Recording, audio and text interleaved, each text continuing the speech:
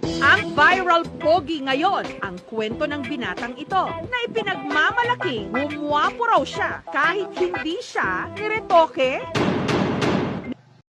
Nung high school ako, sobrang pangit ko talaga noon. Puro tagihawat ang mukha ko. Minsan natatakot na nga akong pumasok at lumabas kasi lagi na lang akong binubuli ng mga kaklase ko. Pinagtatawanan nila ako. Hanggang sa naisip ko, isang araw, sabi ko sa sarili ko, nagpapapugi ako. Noon, naging determinado raw siyang i-improve ang kanyang sarili. Yun nga lang, can't afford siyang magpaderma o gumastos para sa mga mamahaling skincare product.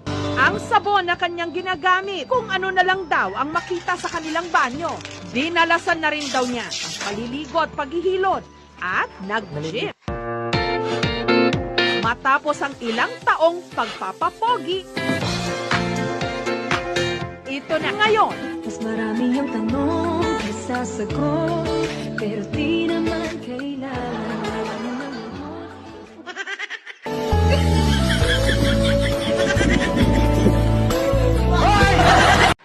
Naging okay na ang lahat simula nung binago ko ang sarili ko.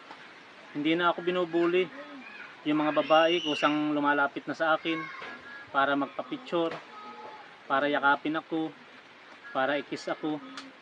Nagtitilian sila kapag nakikita nila akong dumadaan sa harapan nila. Talagang nag-iba yung buhay ko, yung mundo ko.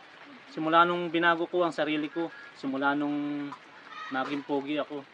My God.